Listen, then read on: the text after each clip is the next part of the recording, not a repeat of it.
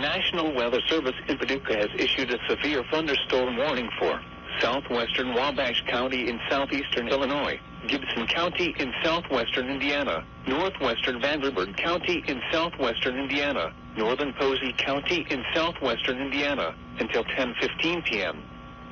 At 9:22 p.m., severe thunderstorms were located along a line extending from near Albion to Grayville to near Crossville, moving east at 50 miles per hour.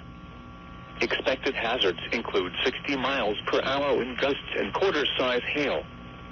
This is a radar-indicated threat. The following impacts are expected. Hail damage to vehicles is expected. Expect wind damage to roofs, siding, and trees.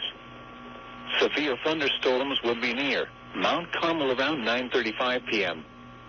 Other locations in the path of these severe thunderstorms include Owensville, Porterville, Blairsville, Princeton, Fort Branch, Patoka, Cynthiana, Darmstadt, and Hofstadt. This includes the following highways: Interstate 69 in Indiana between mile markers 23 and 29. Interstate 64 in Indiana between mile markers 2 and 28.